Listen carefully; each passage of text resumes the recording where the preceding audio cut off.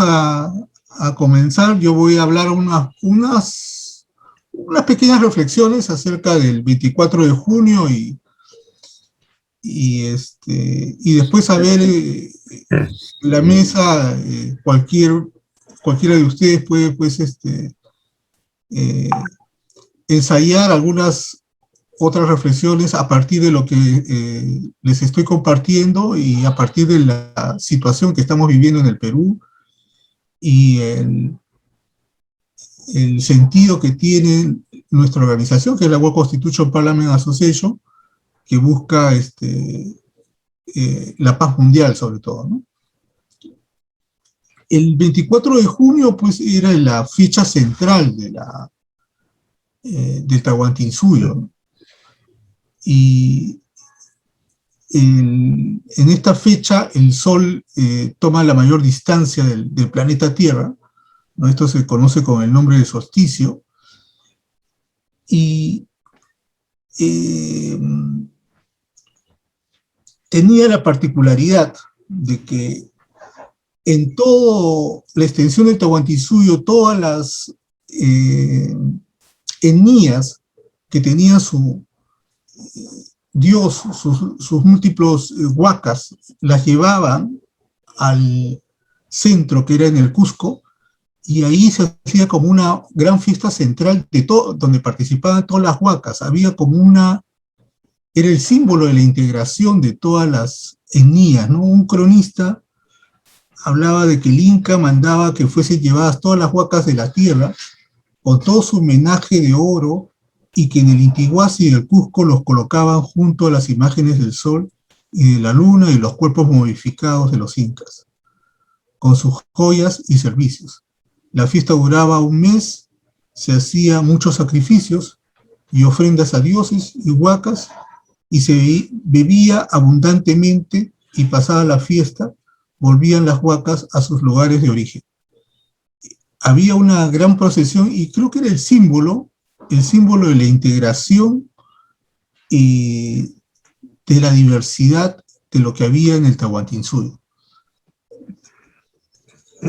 Creo que esa es la perspectiva que planteo que deberíamos explorar, ¿no? O sea, ¿qué nos puede ofrecer el pensamiento andino, o qué nos ofrece en relación a la diversidad que hay que nos toca vivir en un mundo plural, donde hay perspectivas diferentes de entender el mundo, y que muchas veces chocamos y se convierte en una posibilidad no solamente de fragmentación, de una posibilidad de vivir en el caos, ¿no? De que podría, por decir, si no sabemos vivir con el otro, con el que piensa diferente, con el que tiene una cultura distinta, caerse pues no solamente en una batalla campal, en una batalla totalmente anárquica y caótica, ¿no? Y creo que el pensamiento andino ofrece mucho de para la convivencia en esta relación con el otro. Y ahí tenemos, por ejemplo, el mito que está en el manuscrito de Huarochirí. Como sabemos, hay un mito que fue escrito en el siglo XVII, más o menos en 1595, por el sacerdote mestizo Francisco de Ávila, que rescató los mitos orales que había en la zona de Huarochirí y lo escribió en quechua, y que ha sido traducido al castellano por primera vez por José María Arguedas, y ha sido traducido también a otros idiomas, originariamente al alemán, también ha sido traducido al francés, etcétera, etcétera. En ese manuscrito está el mito de Coniraya y Cabillaca, y el mito de Coniraya y Cabillaca, a mi entender, describe esta fragmentación, esta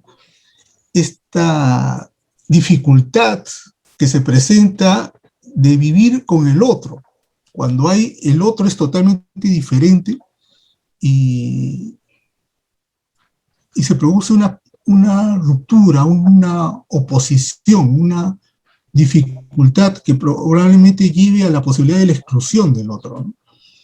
En este mito,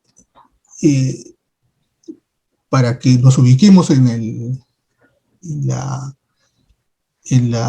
historia, digamos,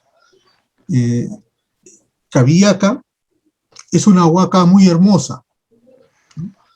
Y Coniraya es una huaca masculina, pero que no sabe cómo llegar a Cabillaca. O sea, está enamorado de Cabillaca, pero no sabe cómo llegar a ella. ¿Y qué es lo que hace Cabillaca? Coniraya se transforma en un colibrí para introducir su semen picando una fruta de lúcuma, ¿no? Y esta fruta de lúcuma llegar donde está Cabillaca, y Cabillaca cuando lo come queda embarazada, ¿no? De esta manera se establece una relación entre los dos, que Cabillaca no sabe cuál es el origen, no sabe quién es el padre de su hija o hijo, porque no se especifica en el mito si es una niña o un niño. Cuando nace el niño y ya tiene 9 meses, o la niña cuando ya tiene 9 meses y ya puede gatear, Cabillaca invita o convoca a una fiesta a todas las huacas masculinas de alrededor para saber quién es el padre.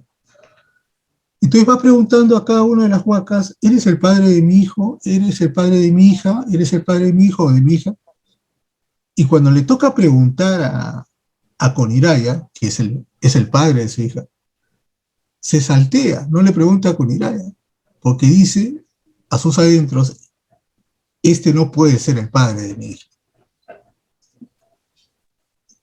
Le da asco, no puede ser pues el padre de su hijo. Una persona tan fea y piojosa, ¿no? Es la impresión que da Coniraya es horrorosa a los ojos de Cabillaca, pero Coniraya tenía todo esto calculado, ya había previsto que esto iba a ocurrir, ¿no? Y como nadie es el padre de su hija, Cabillaca lo que hace es poner a la niña en el centro, y así como en estas fiestas en las que se pone el cuy en la feria, se pone en el centro y el cuy va donde la cajita donde corresponde ahí, y ahí es el premio, ¿no? En este caso se va de frente, el niño gateando se va de frente a donde está su padre que es el Coniraya, ¿no? Ahí se va la niña gateando, ¿no? Entonces lo abraza, lo acoge, el padre acoge a Coniraya, Coniraya acoge a la hija común que tiene, y cuando Cabillaca ve esto se queda asqueada, ¿no? Se queda asqueada y lo jala a Coniraya, lo jala a la hija, y se va con ella, y todo esto ocurre pues a 3.800 metros sobre el nivel del mar, ¿no? En Anchicocha. Cuando lo retira la niña y desde arriba comienza a bajar, y lo va siguiendo Coniraya, en el camino, todos se sorprende porque Coniraya se transforma, ¿no? Se transforma de lo feo que es a estar vestido totalmente en oro. Entonces, su traje es reluciente. Entonces, cuando lo ve, Cabillaca, sin embargo, no lo llega a ver a Coniraya de esta manera, ¿no? Él le dice: voltea, hermana, ahora soy hermoso, y Cabillaca no voltea. Esto sucede a 3.800 metros sobre el nivel del mar, y mientras va bajando ella, él la va siguiendo, pero no la alcanza, ¿no? No la va alcanzando, se distancia, en el camino le va preguntando a diversos animales: estoy cerca, ¿no? Y si le dicen si está cerca, los bendice, como al cóndor, y si le dicen estoy lejos, nunca la vas a alcanzar, los maldice. como al Zorrillo, ¿no? Que huele mal, etc. Va bajando y llega cerca ya al templo de Pachacamac, pasa cerca del templo de Pachacamac. Cuando está, la vi con Iraya Cabiaca que se va a tirar al mar, ¿no? Le dice, voltea, hermana, ahora soy hermoso. Ella no voltea, se tira al mar con la niña o el niño y se convierte en esas dos islas que están frente a Pachacamac. Y con Iraya se queda en la orilla del mar. Con Iraya después entra en Pachacamac y a partir de ahí se transforma, ya no es digamos, el dios o la huaca enamorada, etcétera, sino se revela como prácticamente un demonio, ¿no? Entra al templo de Pachacamac y no le encuentra a Urpayhuachac. Urpayhuachac es la esposa de Pachacamac, es la suma sacerdotisa del templo, y que se ha ido donde están las islas, o sea, Cabiaca y la hija, ¿no? Que están al frente de Pachacamac. Entonces, como no está para recibirlo el Urpayhuachac, Coniraya se siente sumamente ofendido por Cabiaca. Se siente tan ofendido, perdón, se siente ofendido por Urpayhuachac. Se siente tan, considera esto una afrenta, una humillación que no esté para recibirlo de acuerdo a lo que él es, y además se haya ido con Cabiaca a donde él ya no puede llegar, ¿no? A diferencia del Urpayhuachac sí se puede ir por el mar, no explica bien el mito por qué él ya no puede llegar. Y entra al templo y hace destrozos. Agarra una pecera donde habían pececitos y los tira al mar y dice el mito, a partir de ese momento hay peces en el mar. Después hay las dos hijas de Urpayhuachac, ¿no? Una es violada por Coniraya y la otra hija, para evitar ser violada, se convierte en paloma. Por eso Urpayhuachac quiere decir la que pare palomas. Y se la considera la madre de las palomas y los peces. Las palomas, que se han vuelto, una de sus hijas se convierte y vuela y evita ser ultrajada por Coniraya. Y los peces, también le dicen la madre de las palomas y los peces, porque los peces fueron arrojados al mar y en el mar se multiplicaron los peces. Cuando el Urpayhuachac regresa al templo y sabe que está con Iraya, se entera de los destrozos que ha hecho con Iraya y de los abusos que ha hecho con sus hijas, pero sabe que es muy poderoso. Y ella también es consciente del poder que ella tiene. Entonces, no reacciona de manera violenta, porque sabe que es muy difícil luchar con él, pero tampoco le tiene miedo, porque sabe también que ella es poderosa, ¿no? Y le dice a Coniraya, no se enfrenta contra él, sino simplemente le dice, ¿me permites despiojarte? Y él acepta. Entonces hay un momento en el cual Urpayhuachac le comienza a despiojar a Coniraya hasta que prácticamente ya no tiene piojos. Tenía un montón de piojos en un momento que ya se le están acabando los piojos. Y en ese momento Urpayhuachac, Coniraya le dice a Urpayhuachac,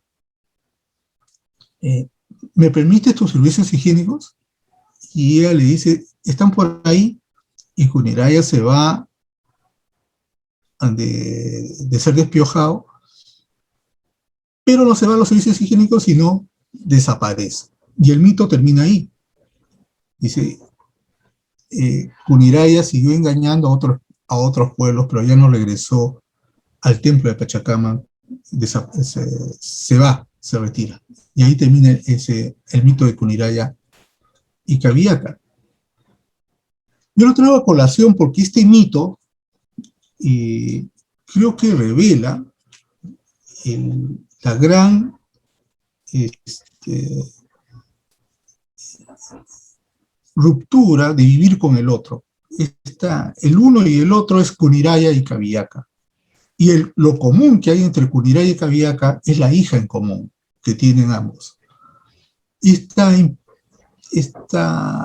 representación de una Enia vencedora, que sería Kuniraya, que tiene mayor poder, y la Enia vencida, que sería Kabiaka, ¿no? Que huye y que le da asco lo que ha hecho Kuniraya, ¿no? Esta imposibilidad de vivir juntos, ¿no? A pesar que tienen un elemento en común y que los une, ¿no? Pero que le da asco al mismo tiempo, creo que refleja la gran fragmentación, ¿no? La gran fragmentación que hay en el Perú. Y de alguna manera la relación entre ambos, reflejada por el hijo en común, y reflejada también por Urpayhuachac, o por el templo, y lo sagrado es lo que vincula para el mundo andino, ¿no? Y lo sagrado acá es Urpayhuachac, ¿no? Que va a relacionar también a los dos, a la dualidad, digamos, a la dualidad. Entonces, Urpayhuachac también lo hemos comparado con la justicia, ¿no?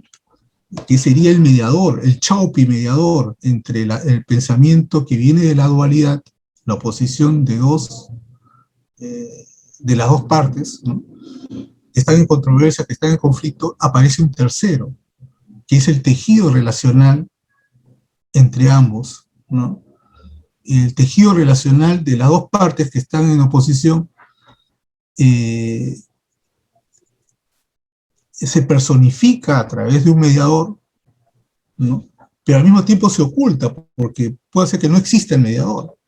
Es un tintineo de que de repente las dos partes llegan a un acuerdo sin que aparezca el mediador. Entonces el chaupi en realidad se oculta. El chaupi no es necesario, pero a veces se hace necesario que haya un mediador, un conciliador, con cada vez mayor intervención. O puede ser un árbitro, o puede ser un juez. Pero cuando ya es un juez, es cuando ya la dificultad de establecer esa convivencia pacífica se ha hecho cada vez más difícil.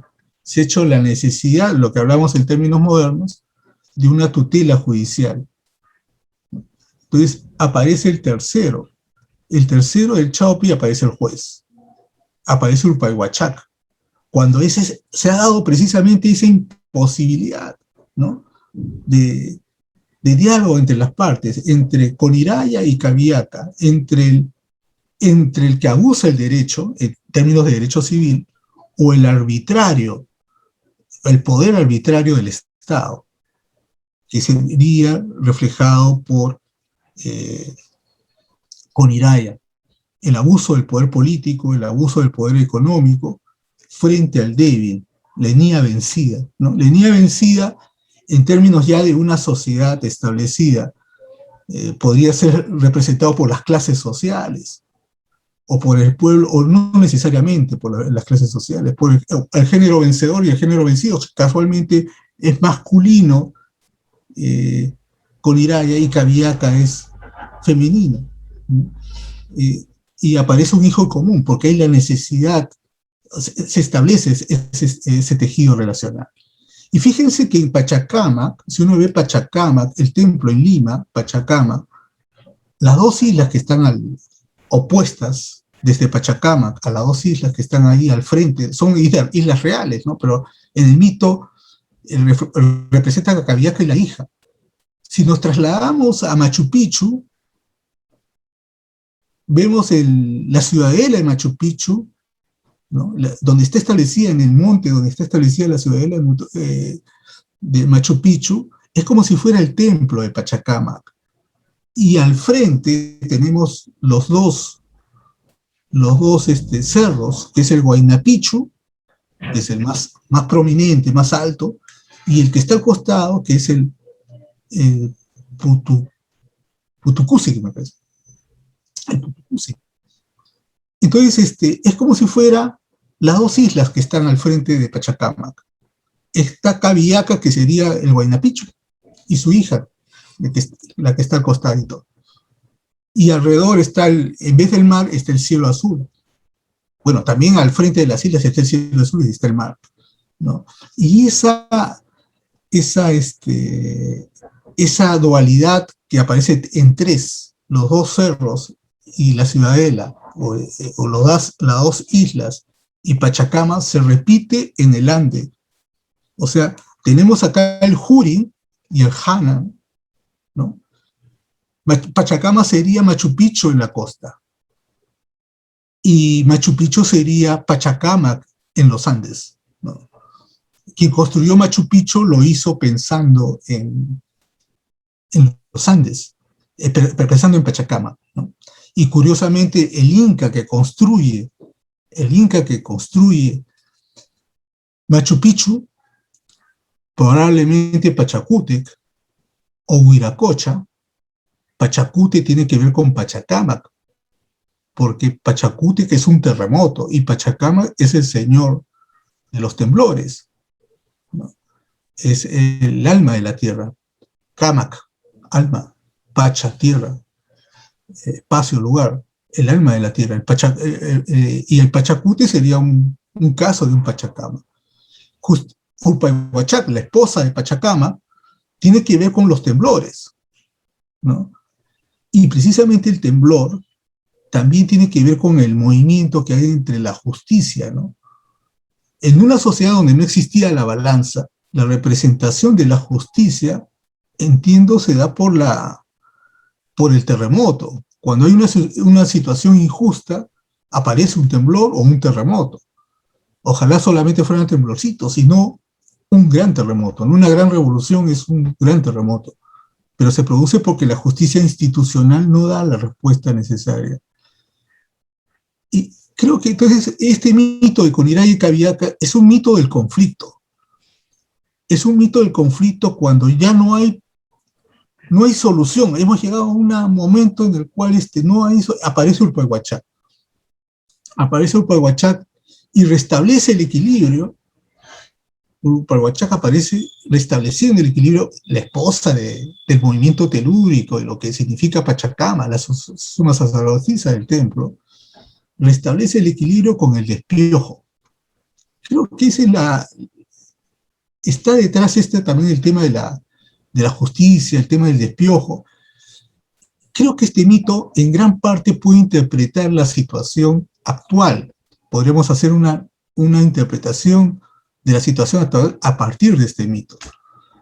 Y ojalá no lleguemos pues a un tema caótico, y me parece que también todo lo que representa el 24 de junio, ¿no? O podríamos llamarlo al 24 de junio como la fiesta del Inti Raymi, ha tenido diversos nombres, la fiesta de San Juan, desde que aparece pues en la colonia, ¿no? Y el cristianismo es recibido en el mundo andino, ¿no? Se convierte en la fiesta de San Juan, pero también es el día del indio y también el día del campesino.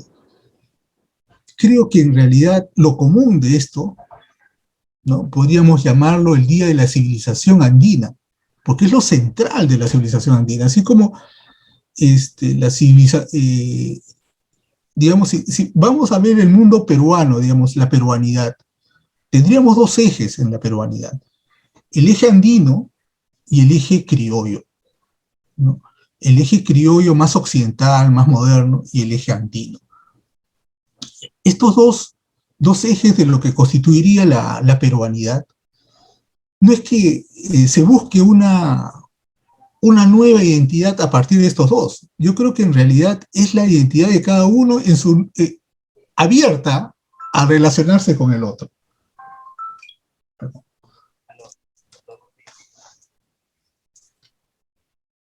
Entonces,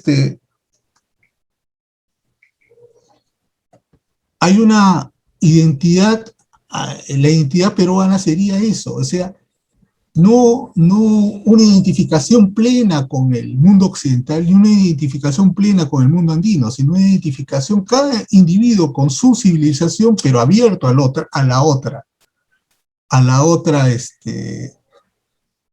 etnia, ya sea la etnia vencedora, la etnia vencida, pero estar abierta. Esa apertura es lo que nos da ese tejido relacional. Lo sagrado está en el tejido relacional, y ese sagrado es nuestra identidad peruana, ¿no? Esa apertura hacia el otro, más que identificarme yo plenamente con lo andino o identificarme yo plenamente con lo occidental, ¿no? Que eso no signifique una deploración al otro, una exclusión al otro, sino que esa apertura es lo que nos identificaría con la... además que dentro del mundo andino hay pluralidad de formas, ¿no? Dentro del mundo andino tenemos una manera más cusqueña, una manera más ayacuchana, una manera más guarochirana, una manera más andino-amazónica. Incluso lo andino va más allá de las fronteras peruanas, ¿no? Va hacia lo chileno, a lo argentino. Hay una parte argentina que es andina, es lo ecuatoriano y lo colombiano.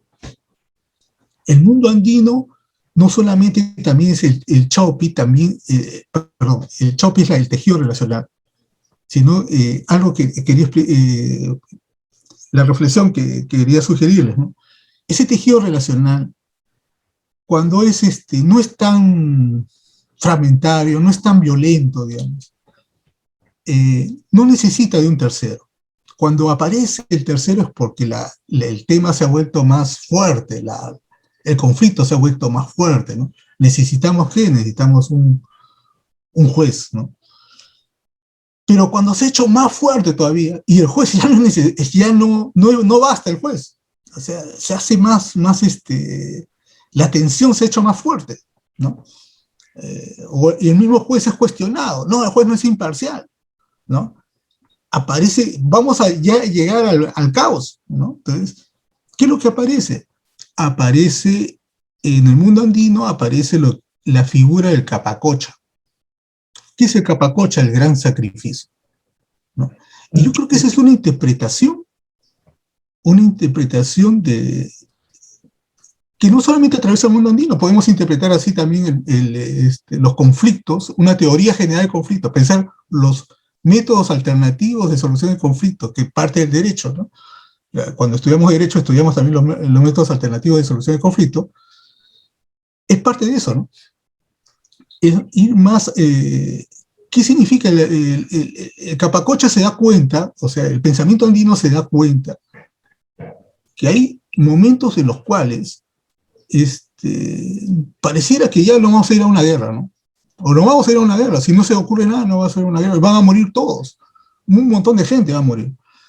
Entonces aparece ahí como el que voluntariamente, y para que hacer esto en realidad tendría que ser una persona muy pura, un santo, ¿no? Un santo que hace algo ahí por la paz y que al final lo matan, ¿no? Lo matan y como muere, los dos se sienten culpables, las 12 niñas que provocaron todo este movimiento se sienten culpables y finalmente se restablece el equilibrio, ¿no?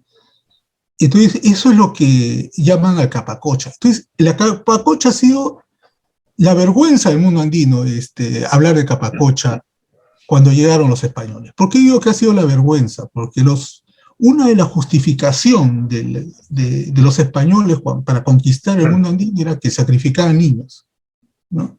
Y los niños era el peor crimen que se cometía en el mundo andino. Y eso justificaba que viniera una civilización más evolucionada para someter a estos salvajes que sacrificaban a sus hijos, ¿no? a sus niños, ¿no? Esa visión hizo que, por ejemplo, el Inca Garcilaso de la Vega no hablara de capacocha, ¿no? Y Guamán Poma de Ayala, que no es cusqueño, que no es inca, sino que es de Huánuco, me parece que era, sí toca el tema en su nueva crónica El Buen Gobierno, habla del capacocha. Y esto ya ha sido probado ya de manera indiscutible porque hasta el siglo XX, parte del siglo XX, había gente que lo negaba, ¿no?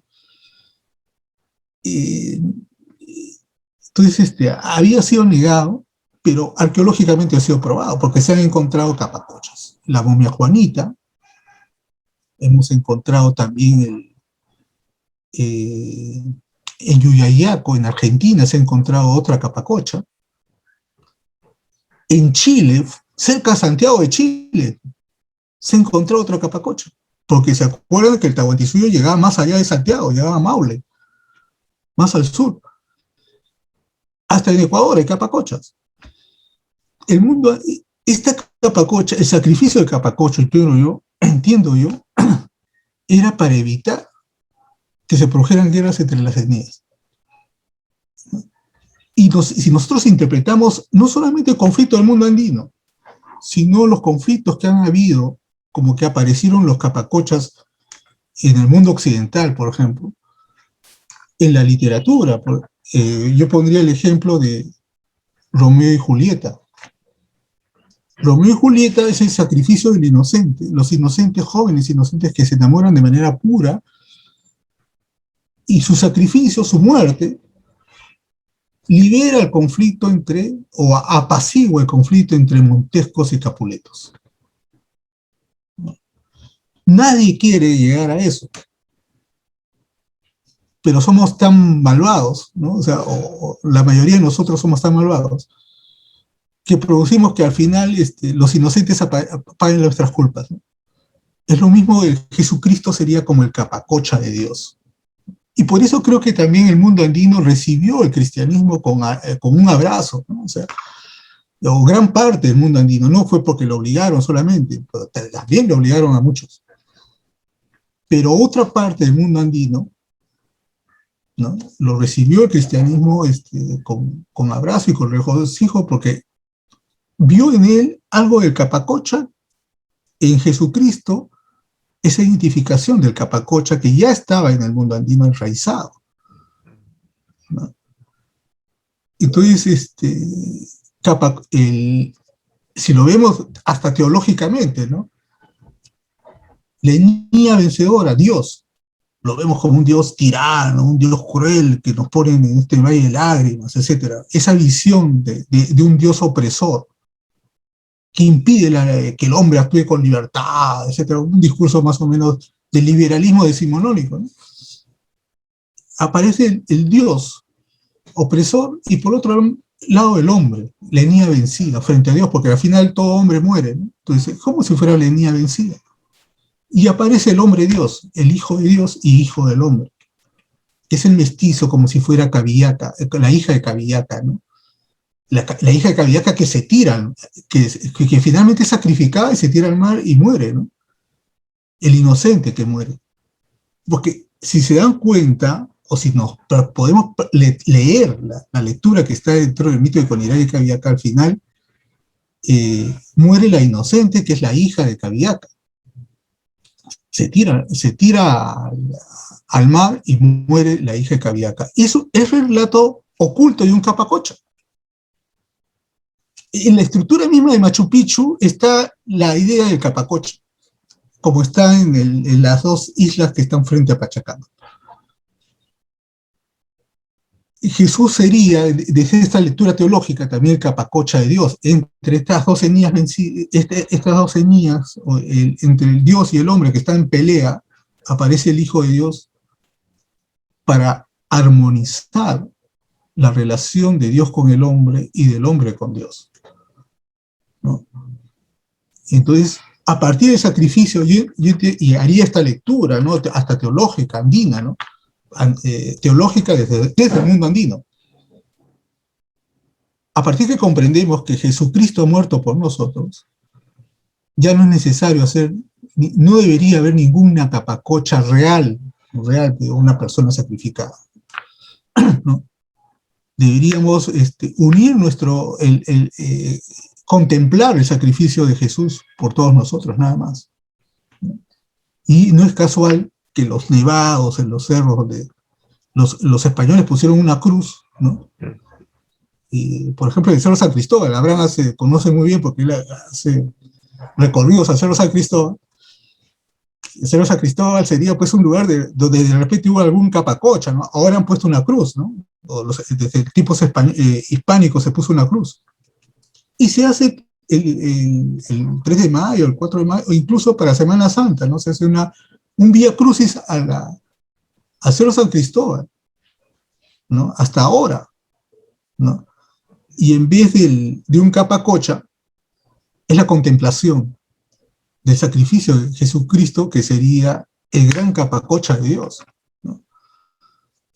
Entonces yo creo que esta multiplicidad, el entender la pluralidad, ¿no? Porque pensamos muchas veces que ver la pluralidad es la gente que tiene una trayectoria teológica lo ve como una negación de Dios, ¿no? Y hay la pluralidad puede ser politeísmo, pero la pluralidad en el mundo andino, y creo que esto también podría hacerse hasta una lectura también cristiana, desde puntos de vista diferentes, la relación con el otro aparece algo sagrado, ¿no? En lectura, desde un punto de vista evangélico o católico o cristiano, se podría decir, cuando Jesús dijo, cuando dos aparecen en mi nombre, yo estoy en medio de ellos. La relación con el otro, cuando es abierta, cuando es un reconocimiento del otro, de lo sagrado que es el otro, se vuelve un momento sagrado, ¿no? Entonces, es un momento, está Cristo presente en ese momento. ¿Qué momento más sagrado que es ese? Es tan sagrado como la comunión, tal vez, ¿no? Desde el punto de vista católico, me refiero, ¿no? Desde diferentes perspectivas podríamos decir que ese momento es sagrado. Y ese momento creo que deberíamos alentar nosotros, como un movimiento de una asociación, deberíamos alentar esos momentos de alegrarnos cuando hay un reconocimiento con el otro y cuando no hay esa exclusión. No solamente se trata de decir no excluyas al otro, ¿no? Una negación, sino una afirmación de algo, un reconocer al otro como diferente. Y en esa apertura del reconocimiento es el momento sagrado. Y es el momento que nos hace peruanos, porque esa apertura es la que nos hace capaces de vivir en medio de la fragmentación tanto tiempo, porque la fragmentación no vino con los españoles o los occidentales que vinieron a estas tierras, sino existió antes, en el mundo prehispánico. El mito de Conirán y Caviaca es un mito prehispánico. No es un mito que llegó con los españoles, es un mito que existió antes. Machu Picchu existió antes que llegaran los españoles. Y Machu Picchu es la representación arquitectónica de toda una visión acerca del conflicto. Y esto se une también con el 24 de junio. ¿Por qué? Porque el 24 de junio es la fiesta de la diversidad en una unidad que es el Cusco. Y el Cusco es el Chaupi que articula todo el Tahuantinsuyo. Las diferencias se articulan en la fiesta del 24 de junio, que es la fiesta central. Y creo que eso deberíamos reconocer esto. Como peruanos, estamos a puertas del bicentenario. El 24 de junio es aún por eso. Porque si concebimos actualmente el 24, digamos, el Tahuantinsuyo actualmente ya no es esta parte de Sudamérica. El Tahuantinsuyo sería la utopía de vivir en una federación. La utopía de vivir en una federación de estados de todo el globo terráqueo, de todo el mundo conocido, ¿no? De todo el planeta. Y si hubieran extraterrestres, hasta una federación intergaláctica, ¿no? Como lo piensa Star Wars, ¿no? Las películas estas. Pero en este momento sería eso, la utopía de vivir en este planeta Tierra en una confederación. ¿Qué es la World Constitution? La World Constitution sería la confederación que plantea la Constitución Mundial. Sería el Tahuantinsuyo en las actuales circunstancias, ¿no? Y nosotros seríamos como de repente uno de estas etnias, no sé si la etnia cuqueña o una de las etnias que finalmente participó del Tahuantinsuyo.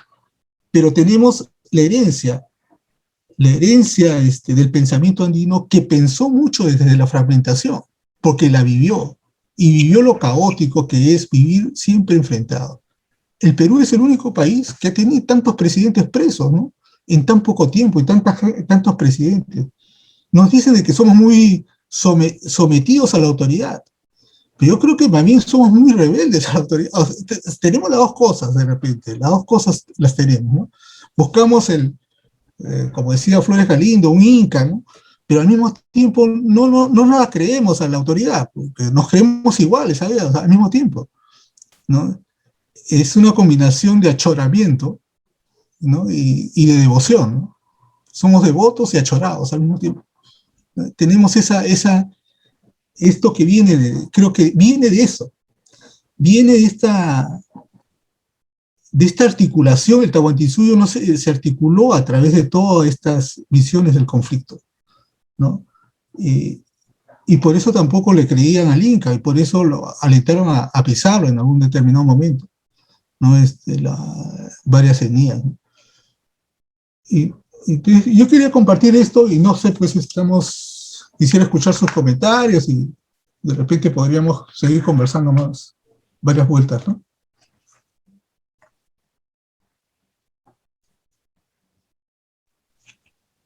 Si me permite, doctor, está bien. Sí, Fidel.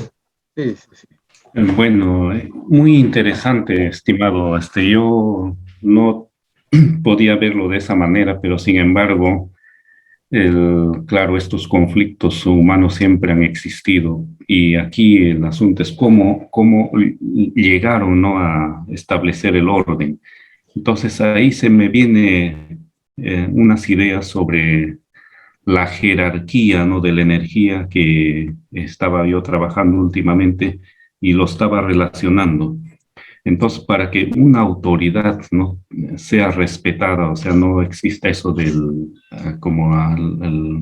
me acuerdo lo que dijiste, el achoramiento, o sea, ya no el respeto, la falta de respeto a la autoridad, es cuando la autoridad misma no se ha ubicado en el plano más alto de la energía, ¿no?, que puede ejercer no solamente poder, sino tomando en cuenta de que en nosotros, en los seres humanos, pues hay el poder físico, el poder social y el poder espiritual. Entonces, una autoridad debe tener poder espiritual, y eso se logra, pues, en el caso de los incas, creo que han alcanzado la sabiduría. Entonces, tener autoridad es sinónimo, ¿no?, de sabiduría, y eso se repite también en otras culturas.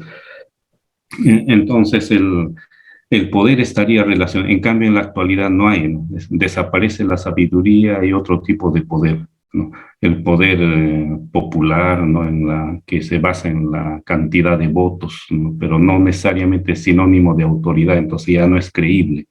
Y como no es creíble, no es respetado, ¿no? Y eso se va a reflejar en la conducta, ¿no?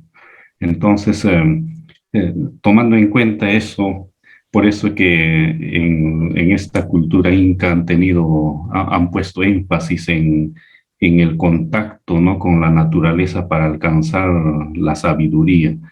Y creo que ese sería lo que podemos rescatar para nuestro tiempo, ¿no? Que el hombre moderno debe poner énfasis en adquirir la sabiduría, y no necesariamente la sabiduría es leer libros, ¿no?, porque los libros son interpretaciones teóricas, temporales, ¿no?, y la realidad está cambiando. Por eso es que ellos tenían la costumbre de alcanzar la sabiduría por medio de la intuición y por medio del contacto directo con la naturaleza, ¿no? Ese contacto directo es como decir, estar con la fuente directa de la naturaleza. Este punto también ha desarrollado un profesor de la Universidad del Altiplano, que originalmente estudió filosofía, pero se dedicó a deshacer toda la teoría que ha aprendido porque no le servía para este propósito. Entonces ha tenido que ponerse en contacto con los maestros, ¿no?, con los altomisarios, para aprender de cero, poco a poco.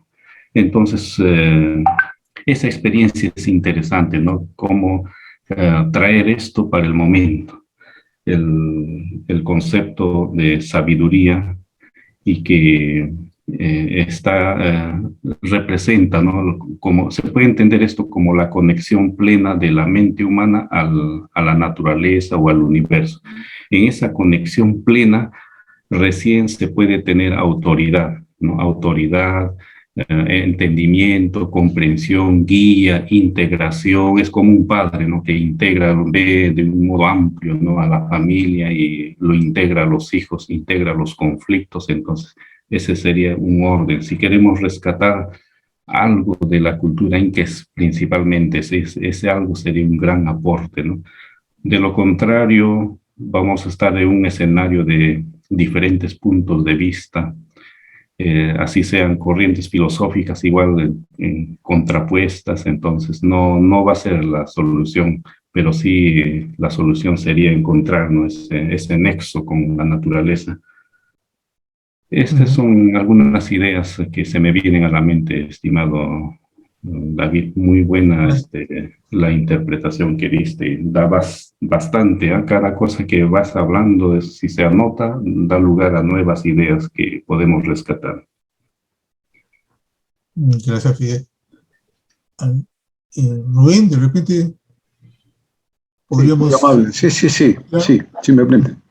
Bueno, yo quiero rescatar cuando manifiestas que hay que analizar la situación actual desde el mito, ¿no? Entonces, esto es muy importante porque manifiesta también de que este mito significa, pues, la gran ruptura de vivir con el otro, implica la fragmentación, la contradicción, es decir, la situación que vivimos actualmente, ¿no? Entonces, yo quiero decir lo siguiente, ¿no? Mire, estamos viviendo o vamos a celebrar el bicentenario y todavía aún muchos consideran que somos todavía una sociedad casi inviable, un Estado fallido, algunos dicen un Estado fragmentado, algunos dicen una república inconclusa. Es decir, ¿qué nos puede mostrar la situación actual cuando nos encontramos en lo que es el Perú formal, el Perú de las leyes y el Perú profundo, ¿no? De las costumbres de repente, ¿no? Tal como Basadre manifestaba que el Perú es problema aún, pero también es posibilidad. Entonces, en la actual coyuntura en la que vivimos, por ejemplo, es un desencanto, ¿no? ¿Qué ha pasado? No digamos más de los 500 años desde que llegaron los españoles, sino en estos 200 años últimos, desde la creación de un Estado o de una república de criollos a partir del año de 1821-24. ¿Qué está pasando? Usted entenderá, doctor David, de que tenemos muchas constituciones a través de nuestra historia jurídica política. La actual constitución, si bien es cierto, es discutible su origen, pero la aplicamos. Cuando dice que no, que todo ser humano tiene tiene derecho a su identidad étnica y cultural. El Estado reconoce y protege la pluralidad étnica y cultural de la nación. Pregunto, ¿no? A modo de reflexión. ¿Aún tenemos nuestra identidad o estamos en la búsqueda de una identidad plena, ¿no? Que amalgama, ¿no? Todo este tema de la pluriculturalidad que vivimos, ¿no? Yo he hecho un análisis, por ejemplo, al inicio hemos sido siempre una sociedad monocultural, pluricultural, en la búsqueda de repente de un Estado plurinacional, tal igual como Bolivia. Pero reitero, aún todavía pareciera que es una quimera, una utopía, ¿no? De no superar todavía este Estado fallido, fragmentado, esta república inconclusa, ¿no? ¿Cómo entender, por ejemplo, cuando José de San Martín, al momento de independizar el Perú, no dijo el Perú es independiente a partir de la fecha, y al día siguiente creó un decreto donde dijo a partir de la fecha los indios serán llamados ciudadanos? Y preguntamos a veces, ¿no? Aún no seguimos tratando con prejuicios, con discriminación a los indios, a ese Perú originario, ¿no? Que todavía lo viven, ¿no? Tenemos todavía una situación, una imposibilidad, algo inconcluso, algo fragmentario en no juntar lo que es el Estado y la nación. Somos Estado y cada vez queremos ser Estado, pero no tenemos una nacionalidad, porque somos un conjunto de naciones con distintos criterios, con distintas etnias y con distintas culturas. El Estado aún no ha llegado. ¿Cuál es la verdadera situación donde viven los chitivos, los xaxanincas, los quechuas, los aymaras? ¿De qué Estado estamos hablando? Tenemos más de 12 constituciones y ahora último se habla inclusive, ¿no?, de que se va a plantear, se va a elaborar una nueva constitución a partir de una nueva asamblea constituyente. Es decir, somos el Perú de las constituciones, el Perú de las asambleas constituyentes, pero lamentablemente no logramos todavía llegar a ese estado de bienestar, ¿no? Porque el deber fundamental del Estado es generar empleo, equidad, ¿no? No discriminación. Pero ¿cuándo? ¿Cuándo? Eso es una reflexión que todavía está pendiente. Por eso yo quiero concluir esta primera parte, cuando debemos tomar como punto de partida el buen vivir que representa al mundo andino, ¿no? El buen vivir, que no es una cuestión de cultura occidental, sino de una cultura propia de un mundo andino, como es el buen vivir. Hasta acá sería mi primera intervención, doctor David. A ver, Abraham, de repente tienes, gracias Rubén, Abraham, de repente tienes alguna reflexión. Sí, bueno, me parecen muy interesantes las opiniones de todos los participantes hasta ahora, ¿no? Y quería comenzar diciendo, de pronto reconocer, ¿no?, que el Perú, ¿por qué tenemos tantos grupos étnicos, ¿no?, en nuestro país desde antes de los españoles? La principal motivación es por la geografía, ¿no? La cordillera de los Andes crea muchos microclimas y el clima de por sí hay una interacción entre el hombre y el clima, ¿no? Como ya se sabe, por ejemplo, cuando el hombre llegó a los países europeos, ¿no?, donde no hay suficiente, digamos, presencia de rayos solares, ¿no? Entonces, la piel se pigmentó más clara, mientras que cuando se está, por ejemplo, en las zonas africanas, la piel se hace más oscura, ¿no?, por el clima. Eso es lo que se conoce. Y bueno, acá en la cordillera de los Andes tenemos infinidad de climas, y eso es debido a la geografía que tenemos nosotros, ¿no?, a diferencia de toda Europa, Asia y África. Entonces, eso tiene sus muchas ventajas, y uno de los problemas, digamos, que no es una debilidad, si lo sabemos, más bien puede ser muy enriquecedor, como de hecho lo es en su mayoría de veces comparados a otras zonas, ¿no? Es que los climas hacen que puedan surgir diferentes grupos, diferentes etnias, caracterizados por rasgos, no solamente físicos, sino también culturales, que de por sí, por ejemplo, en un valle, por decir, crece la papa, ¿no?, y subes 200 metros y ya no crece papa, crece otra planta, ¿no? Entonces, ese solo hecho de que cambiar el cultivo hace que cierto pueblo tenga ciertas costumbres de comida, tenga ciertas costumbres, digamos, de huacas, ¿no?, adorar ciertos dioses, ciertas estaciones, cierto río o laguna que llega a ese lugar, ¿no?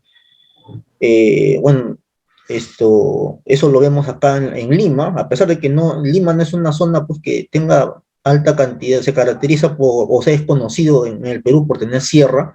Sin embargo, Lima tiene su parte sierra, que es Yauyos, Huarochirí, ¿no? Y entonces, y en estas zonas hay infinidad de pueblos, ¿no?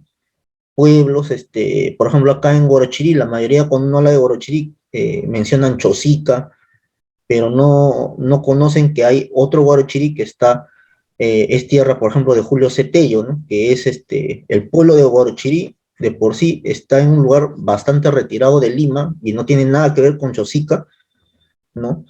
y inclusive había en la zona colindante con Junín, antiguamente una mina de Yauli, que parecía que se producía plata, sobre todo, y habían bastante presencia española, ¿no? Entonces, y por ahí pues llegaron con el contacto del hombre andino con la española, digamos, en los siglos XVII y XVIII, en gran afluencia, ¿no? Pero bueno, eso principalmente, ¿no? Comenzar con eso y después nuestra situación actual, digamos,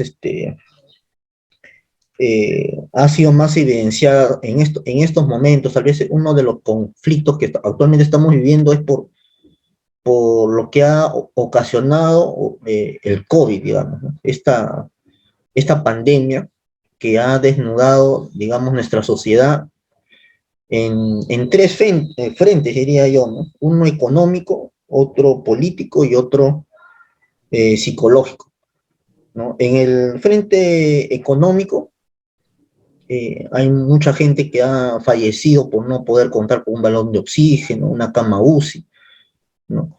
Pero también es cierto que hay otra gente, digamos, de clase media, que ha visto, pues, que en las clínicas se cobraban grandes cantidades de dinero, ¿no? Y aparte que no habían trabajo, entonces esto ha ocasionado mayor, digamos,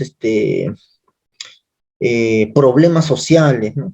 Problemas sociales terribles que no pensábamos que iba a llegar a tanto, porque en otras oportunidades, pues, cuando había hasta de repente lo que recordamos, el shock de Fujimori, que fue uno de los golpes económicos más fuertes que hemos vivido, esto no tuvo un impacto directo sobre la vida de las personas, pero sí tuvo un impacto sobre la economía de muchos hogares, ¿no?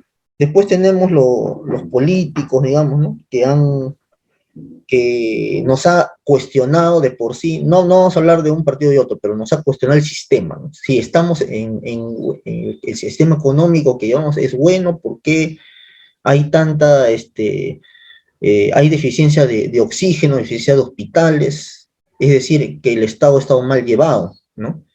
Eso ha ocasionado una crisis también. Y psicológico, porque hay personas que piensan, pues, de que a raíz de la pandemia, en algún momento se llegó a pensar que podía ser como el fin del mundo, que ya estamos al borde del colapso, y simplemente un estrés fuerte, porque no había trabajo, había una desesperación terrible, en las ciudades sobre todo, ¿no?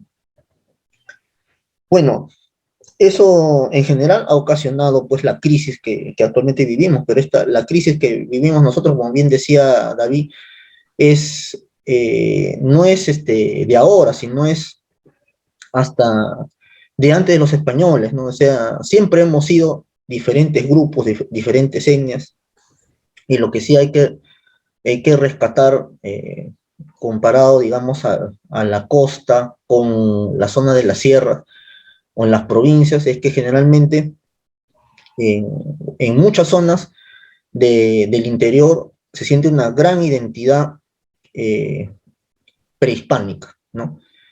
Hay más presencia de esa identidad, digamos, que ocurre en Lima, ¿no? En Lima de repente hemos sido un poco absorbidos por los últimos tiempos, la prensa, digamos, la economía mundial, la globalización, el internet, ¿no? Tal vez estamos más preocupados en conectarnos con otros países o ver otras realidades que nuestra propia realidad, pero dentro del Perú, cuando uno va a Cusco, cuando uno va a Puno, ¿no? En el centro, se siente pues una identidad propia, ¿no? Que tiene el cusqueño, el puneño, siente que es de por sí dueño de su pueblo, y por eso que hay también los conflictos sociales, ¿no? Por los conflictos sociales, cuando quiere aparecer una mina, un minero, quiere de pronto hay el temor justificado de que se va a contaminar un lago, una laguna, entonces ellos se sienten en derecho porque sienten que esa tierra es suya, ¿no? y la defienden con total vehemencia, y se sienten que no, que son que lo pueden cambiar, que lo pueden lograr de que eso no, esa mina no se dé, no ocurra, ¿no? Entonces es parte de su identidad, parte de sentirse que esa tierra es suya, ¿no? Algo recordando en una conferencia, digamos, citando también algo que decían los anteriores participantes, ¿no? Cómo hacer para entender al otro, ¿no? Cómo hacer para entender a la otra persona, a la otra posición, en recordar lo que decía la doctora Susan, ¿no? En la anterior conferencia, ver de pronto al otro desde el espíritu, ¿no? Poder ver de que la otra persona, si nosotros vamos a estar pensando, digamos, en las posiciones extremas que cada uno pueda tener, pues no, nunca vamos a lograr un entendimiento. Y sí es cierto, ¿no? Que como bien dice David, que hay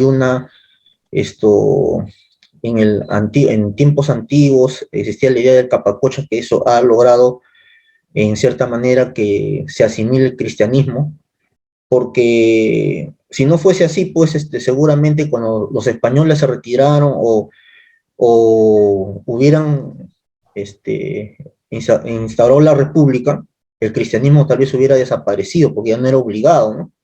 Pero sin embargo sí, hasta ahora, es más, sigue y es la religión predominante, ¿no? Bueno, y también comentarles, ¿no? A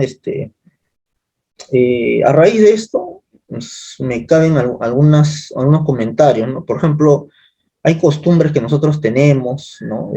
De pronto en el Cusco hay la celebración del Señor de Coyurriti, muy arraigado, que consiste en que las personas oran y danzan, inclusive hacen algunos castigos, ¿no? Y llevan algunos pesos y caminan en el nevado, ¿no? En el Cusco, creo que es en el Nevado Salcantay, me parece, y después hay otras manifestaciones como el Señor de Ayabaca, son peregrinaciones, ¿no? Acá y en Lima, por ejemplo, cuando ya no había la pandemia, había la costumbre de visitar las 7 iglesias, hacer la peregrinación al Señor al Cerro San Cristóbal, ¿no?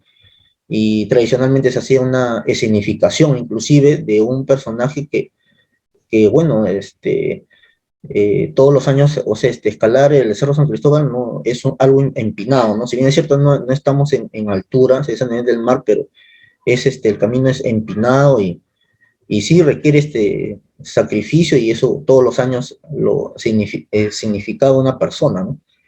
Entonces, son costumbres que no, y en cada pueblo se puede visualizar, ¿no? Que nos llega a pensar, pues, de que en realidad como que tenemos una, no sé si necesidad o en todo caso como costumbre ancestral de hacer largas peregrinaciones, ¿no?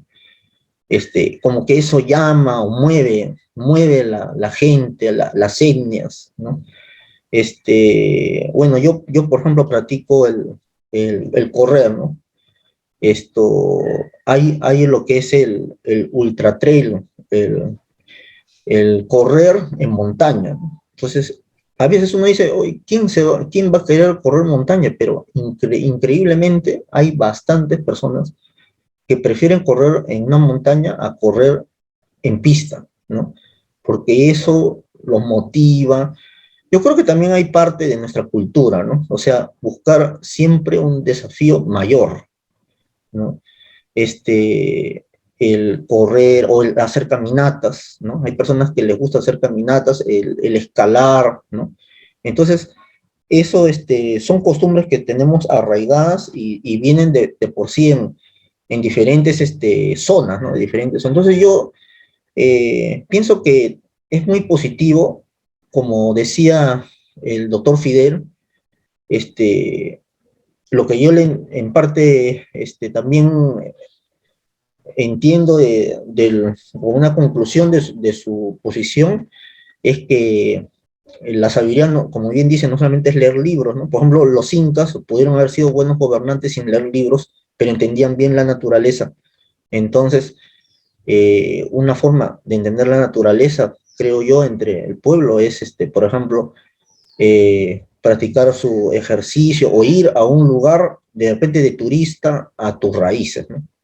De repente una persona que es, sus abuelos han sido de Arequipa, pero sin embargo nunca ha ido a Arequipa, ¿no? Entonces, el volver a esa raíz, sea simplemente de turista, o cuando vas y caminar por el río, por la casa donde vivieron tus abuelos, ¿no? Creo que es algo motivador, inspirador, fuera de corrientes filosóficas, es algo puntual que uno puede hacer ya por la identidad, como bien dice David, de repente el 24 de junio no es el día del campesino del Inca, sino es el día de la civilización andina, o tal vez yendo más allá, el día de nuestras raíces peruanas, ¿no? Entonces, eso es más vital o más inspirador, creo, que de repente comernos en nuestra casa no sé, una comida criolla, ¿no? O una pataca que uno puede comer, ¿no? Una comida ancestral, ¿no? O un Juan, etcétera, pero mucho más motivador es ir al lugar y vivir esa experiencia, ¿no? Ahora, hay que tener en cuenta que bien nosotros estamos cumpliendo 200 años como república, pero hemos tenido 300 años casi de dominación española, ¿no? Entonces, es lógico que estamos aún más acostumbrados a hacer, o sea, tener más esa influencia de ser colonia que de ser independientes todavía, ¿no? Entonces, creo que queda mucho por trabajar. Miren, recuerdo que yo cuando era niño, ya hace como 30 años más o menos, una de las imágenes que más me impresionaba acá en Lima era ver con frecuencia mendigos, por lo menos una vez a la semana miraba mendigos que se arrodillaban y prácticamente le bendecían a la persona que le daba una moneda, ¿no? Y eso me llamaba mucho la atención. Y ahora, pues, lógicamente, mendigos hay siempre, pero eso ya no se ve acá en Lima. Recuerdo también hace mucho tiempo, la primera vez que fui a Huaraz, finalizando los 90, fue algo que volví a ver con asombro, ¿no? Bastantes mendigos que también se arrodillaban por una moneda. Regresé hace como 8 años, 7 años, y ya no vi eso, ¿no? Entonces, no quiere decir que no existan, seguramente habrán todavía personas, ¿no? Pero eso te da una idea, ¿no? O sea, la idea del sometimiento, creo que de poblador pobre, andino, rural, ha ido disminuyendo. Es cierto, falta demasiado por trabajar entre nosotros, hay mucha marginación, mucho olvido, ¿no? Mucha discriminación, y entonces esas cosas creo que deben de cambiarse, y no solamente debe haber una ley para que eso ocurra, ¿no? Como se dijo bien antes, el general San Martín dijo que ya ahora en la independencia dijo que ya el indio va a tener sus derechos, ¿no? Entonces, y hasta ahora vemos que sigue, pues, ¿no? La marginación, a raíz de esta elección ha seguido la discriminación, y entonces todas esas cosas, pues, nos hacen pensar, pues, de que tenemos, pues, mucho que trabajar. Ahora, para finalizar, algo muy puntual y muy importante, ¿no? Creo que la asociación en donde estamos, como bien dice el doctor David, todos los que han participado, necesitamos organizaciones o asociaciones que puedan impulsar un entendimiento plural, ¿no? Tal vez reconocer de dónde somos, quiénes somos, pero no por eso vamos a creer, o sea, no pensar en un misticismo y que olvide su raíz, ¿no? Sino identificarlos y más bien hacer que esta raíz, pues, nutrir esta raíz, ¿no? Que así como un árbol crece, y la única forma que ese árbol crezca es que sus raíces sigan vivas, ¿no? Si nosotros no vamos a obtener nunca un buen árbol, si es que de las 50 raíces que tiene, 5 o 10 se van muriendo, ¿no? Entonces, ese árbol es un árbol frondoso y fuerte porque todas sus raíces están vivas y fuertes. Entonces, nosotros lo que tenemos que hacer es entendernos entre nosotros, formar los lazos y las asociaciones como la WSPA en la que estamos, pues fortalece la pluralidad y nos da mecanismos para que podamos entre nosotros mismos entender, y es cierto, la filosofía andina, la cosmovisión andina, está muy vigente y muy aplicable para nuestra organización. Podemos, mirándolo a macro, podemos pensar de que somos como una etnia, digamos, a nivel mundial, ¿no? Si lo vemos en diferentes países, ¿no? La organización mundial que somos como la WSPA, podemos tener diferentes puntos de vista con de repente la gente de la India, Estados Unidos, de Brasil, ¿no? Los de Ecuador, etcétera, pero siempre llegar a un acuerdo, y el acuerdo debe ser por todo lo que nos une, ¿no? La paz mundial, nuestra casa común, ¿no? Que es lo que buscamos, ¿no? Y fortalecer, y una de las cosas que nosotros debemos de tener es que es el protagonismo que debe tener nuestra asociación, ¿no? Bueno, eso básicamente, ¿no? Quería comentarles. Gracias, Abraham. Hay muchas aristas de este tema, ¿no? Bastantes, ¿no? Tanto para, digamos, nuestra realidad interna, nacional, peruana, y también desde el punto de vista global, ¿no? Porque creo que la civilización andina es y esto el 24 de junio tiene que ver con la fecha central de la civilización andina, tiene una potencia en la humanidad, y para estos momentos que está viviendo la humanidad, crucial, ¿no? Entonces, nosotros como herederos de la civilización andina, ¿no? tenemos una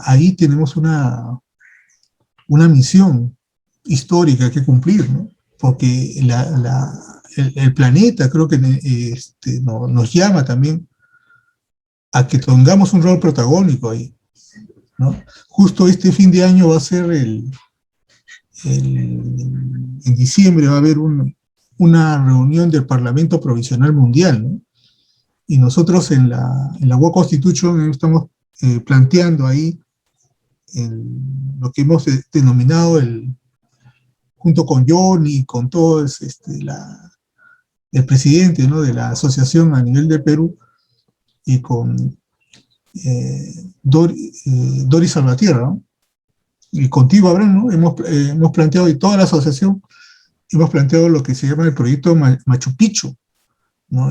Que es un compendio de 7 propuestas normativas que tienen que ver con esto de la espiritualidad, la Declaración Universal de la Espiritualidad, de la que habló también la sabiduría, ¿no? De la que habló Fidel, ¿no? Para hablar sobre la legitimación de la autoridad desde la sabiduría, ¿no?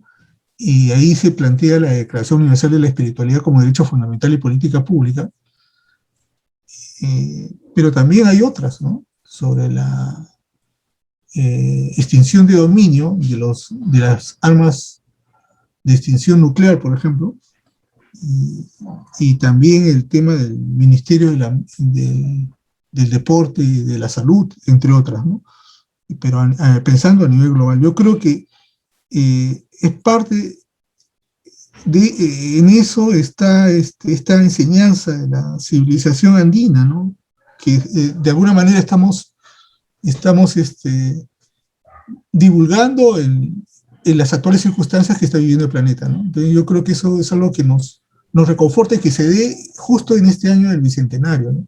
En vez de toda esta problemática. Es bien curioso, pero por ejemplo el gran movimiento de lo que significó el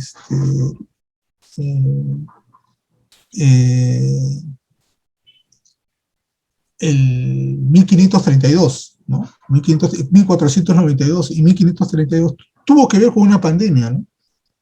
ese gran cambio que hubo de la caída del Tahuantinsuyo, de lo que fue el Tahuantinsuyo, tuvo que ver con una pandemia que se originó igualmente en la China, ¿no? Que tiene que ver con la peste negra, que se origina en las ratas que vienen de la China y después llegan a Arabia y después llegan a Occidente y llega a España también, en siglo XIV, 1348. Y cuando ya tienen las defensas, lo que pasa es que no llegaba a América. Cuando llega a América, nos debilita como a la civilización andina, las debilitó y finalmente fueron conquistadas por España y sometidas a la periferia de lo que sería el orden mundial que se vino, ¿no? Y actualmente es otra epidemia que nos ha puesto en esta circunstancia, pero ahora ya no es que primero afectó a esta parte del mundo y después de 100 años afectó a otra parte del mundo y la primera ya tuvo las defensas y ya no le pudo afectar, o les afectó mucho menos. Ya no ha sido así. Ahora, simultáneamente se ha producido esta pandemia afectando a todo el globo prácticamente al mismo tiempo, ¿no? Con una diferencia de meses nomás. Y después la intercomunicación por los viajes globales es sorprendente y nos ha hecho ver de que en realidad estamos viviendo en un solo espacio, los problemas son comunes, los problemas fundamentales son globales, ¿no? Y nos obliga a pensar en serio y el tema de la relación con el otro, con el diferente, con el de la cultura diferente, ¿no? Porque no hay acá el tema de en el pensamiento andino, no hay la idea esta de pensamiento dialéctico tipo Hegel, ¿no? O sea, tesis, antítesis, y desaparece la tesis y antítesis y aparece una síntesis. Y que vamos evolucionando progresivamente hacia arriba. No hay esa idea, ¿no? Me parece como que la idea del mundo andino es Hannah Arendt, tesis, antítesis, si se quiere, y relación entre ambos, que sería algo parecido a la síntesis, pero no es, ¿no? Y eso puede llevar al conflicto o puede llevar a la armonía. Y las dos siguen transformándose, ¿no? Pero no hay la exclusión, porque el otro pensamiento tiende a excluir al otro, a negar al otro. En cambio, en el mundo andino no hay esa exclusión. Hay una visión de que hay una transformación permanente de cada uno y la construcción de ese tejido relacional.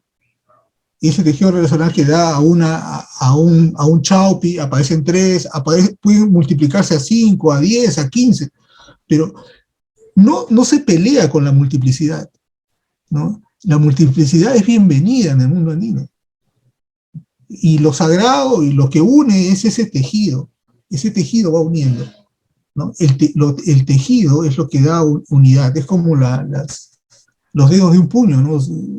No tenemos que ser iguales, no tenemos que formar una identidad peruana que sea uniformidad, ¿no? Tenemos que respetar la diversidad, ¿no? Igual, no tenemos que imponer una religión a nivel global para que haya paz, ¿no? No, tiene que haber multiplicidad de religiones, bienvenidas que haya multiplicidad de religiones, ¿no? Pero aprendamos lo sagrado tiene que ser la relación que hay con cada una de ellas, ¿no? Ese es el momento sagrado, es el momento en que debemos de respeto, de reconocimiento del otro, el reconocer al otro, es el momento que nos deslumbra, ¿no? Yo quería acá de repente ver este tema, esta idea del otro, cómo de repente, antes que lo diga discursivamente alguien, ¿no? Aparece, digamos, hasta en el cine, ¿no? En el cine peruano o en el video, ¿no? En este momento se me viene a la cabeza algo que hemos conversado contigo ahora y que lo he escrito también en el fanpage de nuestra sección Perú, ¿no? De la WCPA, el video hoy de Gianmarco, ¿no? El video hoy de Gianmarco, de la composición de él, que es un cantautor peruano, que hasta donde yo sé no tiene raíces andinas sanguíneas, ¿no? Él es más occidental, ¿no? Creo que su padre es francés, etcétera, ¿no? Entonces sus raíces son europeas, ¿no? Pero él es peruano, él ha nacido acá, ha nacido en Lima, la costa, que es parte de lo andino, digamos, de la civilización andina, ¿no? Entonces, y como peruano conoce, pues, el Machu Picchu, ¿no? Y conoce, y ha tenido una relación necesariamente con el mundo andino, ¿no? En el mundo de la música conoce los huaynos, etc. Ha aprendido a tocar el charango, ¿no? Y cómo él, desde un artista, ha estado abierto hacia eso y ha hecho esa composición que creo que es una que se abre desde el eje criollo, desde el eje occidental, se abre hacia lo andino, ¿no? Y desarrolla eso, lo que creo que es lo que me parece que sería propio de la identidad peruana, ¿no? Esa apertura hacia el otro, al reconocimiento del otro. Acá desde un criollo al mundo andino, pero también viceversa se produce, ¿no?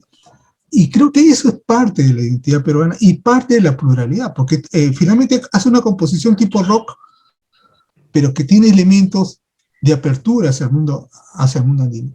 Pero el video para mí es espectacular, ¿no? El video oficial que hizo con Gloria Estefan puede haber una lectura de eso, y lo he hecho, lo he escrito, y creo que lo puedo ampliarlo, detallarlo más, porque es muy rica en las figuras que aparecen, muy rica. Y es una lectura del mito de Coniraya y Cabiaca. Se puede hacer una lectura de ese video desde el mito de Coniraya y Cabiaca, del reconocimiento del otro. Desde la etnia, digamos, Gianmarco, digamos, estaría representado en ese video por Gloria Estefan.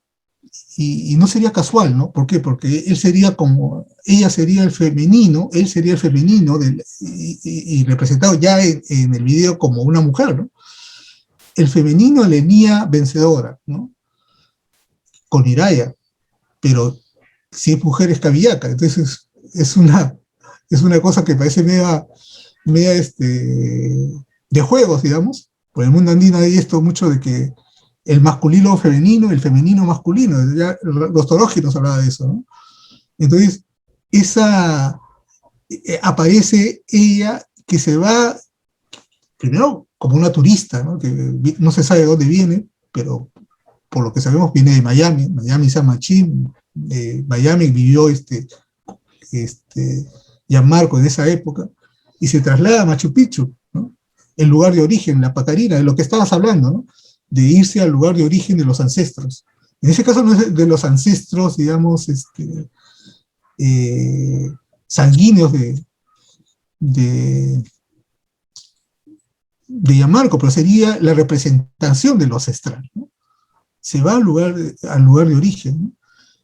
Y aparece ahí un espectro que le invita a acercarse, como si fuera un Coniraya, pero el masculino de la etnia vencida.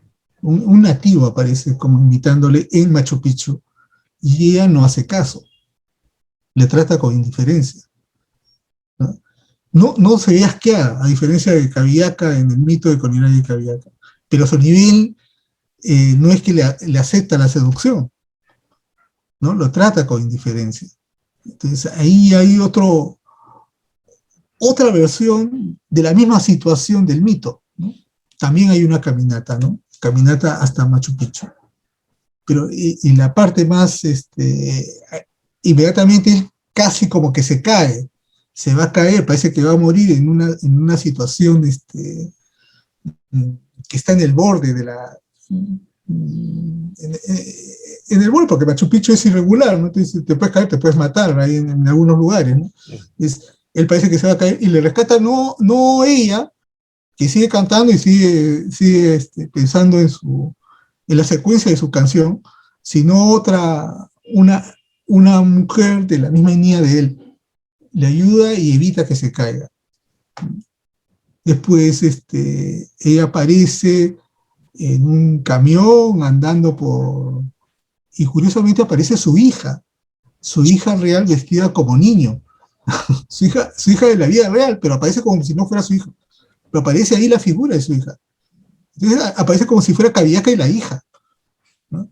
Y con un poncho vestida de peruano, o sea, como si fuera esa hija que aparece ahí, es como si fuera la mestiza, ¿no? O sea, el tejido relacional entre el Coniraya y ella, ¿no? Bueno, desde una lectura podríamos hacerlo así, ¿no? Y después aparece una fiesta donde está que hace recordar la fiesta en que Cabillaca le pregunta a cada uno, ¿eres el padre de mi hijo? ¿Eres el padre de mi hijo? Aparece esta fiesta donde ya aparece como si fuera la central, como si fuera Cabillaca, y bailando con todos, y bailando también con el Coniraya. Y después ella se va a un templo católico. Ya no, el otro, al comienzo aparece el templo Machu Picchu y ahora aparece un templo católico, ¿no? El templo tiene que ver también con el lugar sagrado, ¿no? El lugar sagrado de comunicación con el otro, de reconocimiento con el otro.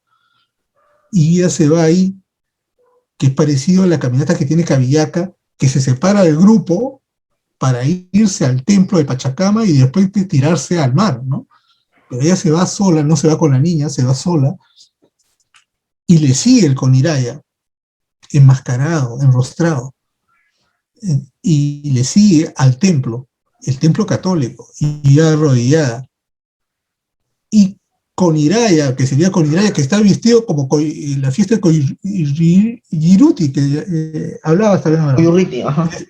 Él está vestido con la máscara de la fiesta de Coyiruti, ¿no? Bueno, le llama como diciéndole la frase del mito, ¿no? Voltea, hermana, ahora soy hermosa. No lo dice en la canción, pero es como si le dijera, porque ella voltea, a raíz que él le llama, voltea, pero esta vez, y esto es lo interesante, me parece que es una figura, la figura de la posibilidad que no se ha dado, ¿no? Que ella voltea, le levanta la máscara y le mira el rostro y no huye como Cabillaca que, ay, me asco que tú seas así, o me asco que seas un piojoso, que tú seas el padre de mi hija. Le ve, no lo abraza, simplemente lo ve, pero lo reconoce. Y ve una insignia que tiene en el pecho donde aparecen tres, ¿no? La triada, ¿no? Inmediatamente se traslada a Machu Picchu donde aparecen los tres también. Y ahí termina el video, ¿no? Pero habla, creo yo, de manera simbólica de la posibilidad de que reconociéndonos como diferentes, esa posibilidad viva, ¿no? En el Perú, de ahora, del femenino de la etnia dominante que representa Gianmarco, de reconociéndonos como diferentes, vivamos en paz y vivamos fortaleciendo ese tejido, ¿no? En la canción él dice, hagamos una fiesta para que este amor crezca más. Yo creo que esa es, la idea de la fiesta también es parte del pensamiento andino, ¿no? Y la fiesta es el lugar, el momento sagrado, ¿no? De alegrarse todos, porque es el momento en que reconocemos a todos como partícipes de una misma mesa, ¿no? Nos reconocemos al otro como ser humano. Y esta es parte de la sabiduría de la que hablaba Fidel, ¿no? La sabiduría de ser hijos de la Mamapacha, hijos del universo, ¿no? De este misterio, reconocernos como parte de este misterio de la vida, que significa la vida, ¿no? Esa es la fiesta, ¿no? Y cuando hablabas también, Abraham, de ir al lugar de origen, me acordaba particularmente de las fiestas que hay en el Perú, y el Langa, que es la fiesta de nuestra familia, cuando anualmente para la fiesta del 15 de agosto íbamos a Langa, ¿no? Y justo pues, recuerdo la figura de mi madre, porque ella iba religiosamente todos los años el 15 de agosto y participaba en la fiesta, y en la fiesta me hizo esta escena de Gloria Estefan bailando con el Coyiruti, la fiesta del 15 de agosto, y a mi madre estando presente ahí, ¿no? O sea, creo que ese video es muy peruano, y visto desde la etnia, y visto muy peruano desde la apertura, pero inicialmente desde la guía vencedora, pero se abre a todo el Perú, ¿no? Y he visto otros videos en los que hay diferentes versiones de esa composición, ¿no? Y me parece muy, muy enriquecedor. Bueno, yo quiero agradecer, yo hasta acá, después lo vamos ya prácticamente a despedir, pero creo que cada uno podemos irnos estableciendo una ronda ya final, ¿no? Cada uno va dando sus palabras de cierre, ¿no? Fidel, de repente, ¿podrías darnos tus palabras? Como no, gracias. Bueno, nos despedimos. Ha sido muy reflexivo la reunión de cada uno de nosotros, ¿no? Voy a empezar por rescatar algunos conceptos básicos. Del doctor Abraham Quispe voy a tomar el concepto lo voy a llamar no raza, sino rasgos fenotípicos. Después del doctor Torres, el tema de la identidad. Del doctor Abraham también, de nuevo, el tema de colonialismo. Esos tres voy a sintetizarlo de esta manera. El ser humano, nosotros somos seres biológicos, sociales y espirituales. En el plano biológico creo que no tenemos ningún problema. Solamente hay una variación, tal como he explicado, ¿no? Del color de la piel, etc., pero internamente los órganos funcionan al 100% y a la perfección. Entonces, los rasgos fenotípicos son adaptaciones, ¿no? A la naturaleza, al clima, tal como explicó con claridad el doctor Abraham. Ahora, el tema que pone ahí el colonialismo, ¿no? La colonia, creo que ese tema todavía nos acompaña hasta este momento, aunque no en el plano individual. Digamos, en el plano social ya somos independientes, libres, pero en el plano mental o cultural seguimos siendo colonia, porque todo lo que nosotros aprendemos como cultura en las universidades de algún modo nos está colonizando mentalmente. Y esa hace una barrera por el cual también nuestra mente no se abre, ¿no? al mundo amplio que es la civilización andina, ¿no? Y tiene para más. O sea, no es solamente el arte de convivir entre nosotros, hay algo más que falta ahí. Y ese algo se resuelve con el tema que ha puesto el doctor Torres sobre la identidad, ¿no? Él dice, no somos todavía, o sea, todavía no sabemos cuál es nuestra identidad, es cierto, o sea, hay una gran cantidad de identidad, esa es la etapa social, y en eso todo el planeta es así, hay identidades de todo orden. Ahora, lo que aquí hace falta es, quizás hay una frase de Parménides. Entonces, aquí el éxito del Tahuantinsuyo ha sido que han logrado unificar, ¿no? La concepción del mundo. Ese es el nivel más, ¿no? Con el punto de sabiduría universal con el cual se puede ordenar el mundo, no sino ordenar, porque el universo, por un lado, es ordenado gracias a sus principios y leyes. Entonces el ser humano que quiere integrarse, o si logra integrarse, va a estar haciendo una réplica, ¿no? De este orden en su concepción del mundo. Por eso en otro momento vamos a hablar sobre, ¿no? esa esencia, ¿no? de la filosofía inca, ¿no? Donde representa el Ubache, el Anambache, el Caipache. Es una articulación, pero ordenada, y que ahí está el orden, y ahí reside la autoridad y la sabiduría de la cultura inca.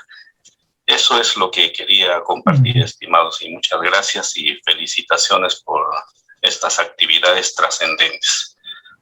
Muchas gracias a ti, con todos. Gracias, Fidel. El incanato nos ha dejado pues unos principios de carácter ético, moral, conocido por todos, ¿no? El Amaquilla, el Amayulla, el Amazúa, el Supac Camaña, el Ñandereco, vivir bien, vida armoniosa, el Teco Cabi, la vida buena, el Libi Marey, tierra sin mal, y el Capac Ñan, el camino o vida noble.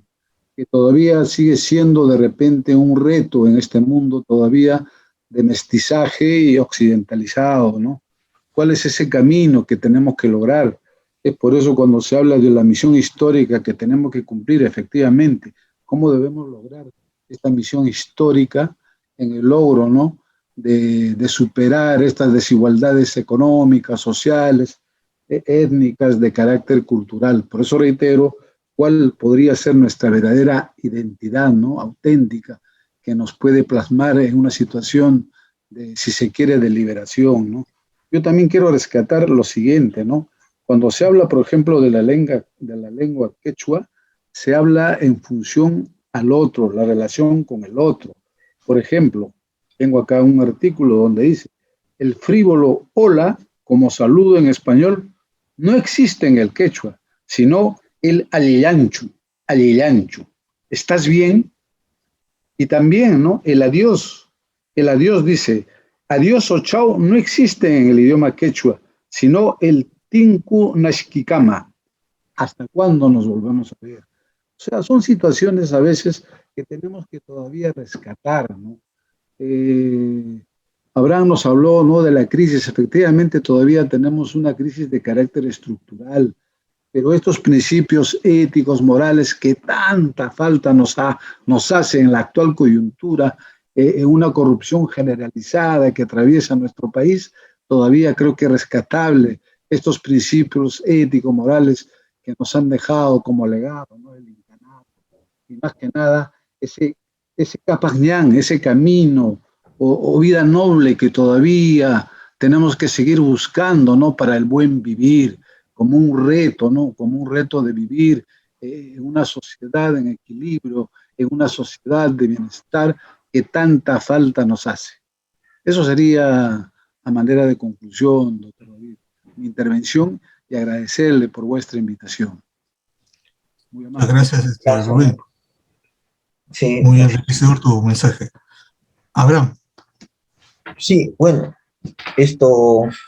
la participación, agradecer de todos, de doctor Fidel, de doctor Torres. Bueno, para concluir esto, lo que citando al doctor Torres me hace recordar lo interesante que es el idioma quechua, ¿no? Muchas veces cuando nosotros en los 80, en los 90, acá en Lima sobre todo, se ha mirado con cierto desdén el quechua como un idioma de atraso, ¿no? Sinónimo de atraso, retraso cultural, pero en realidad siempre valorado en otros países, y últimamente ya hay felizmente una corriente nacional, digamos, que creo que se sustenta cada vez más, que así como los ejemplos que ha puesto el doctor Torres, del hola y del chao, esas palabras, esas situaciones nos ayudan a entender mejor la visión andina, y yo creo que sí serían oportuno y necesario, ojalá en algún momento se dé, no sé si a nivel escolar o superior, pero que haya un curso básico de quechua, ¿no? Porque eso nos ayuda a entendernos entre nosotros mismos. Y bueno, y también hablando del video que decía David de la canción Hola, de repente de repente este video de Gianmarco nos viene, como bien dicen, ¿no? De Gloria Estefan, en realidad que no es peruana, y ella es de Estados Unidos, bueno, cubana, pero radicada en Estados Unidos. El ejemplo de este video bien podría utilizarse como una imagen, inclusive a nivel ya no nacional, sino mundial, digamos, de una visión renovada de la asociación, ¿no? Porque este video, esta música, digamos, es como si fuese, bueno, claro, o se le compara, David lo compara muy, muy acertadamente con lo que es el mito, ¿no? De Coniraya Javiaca, pero ya visto de una manera universal, digamos. Bien podría en pocos minutos ser una imagen este video, ¿no? Podría ser un planteamiento, de pronto verse, ¿no? en un futuro, digamos, ¿no? Que este video como proponer que sea como una especie de imagen, utilizarlo, ¿no? Como, o la canción en sí, o el video en sí, como un relanzamiento de la asociación, ¿no? En un futuro, tal vez, ¿no? Conversarlo, ¿no?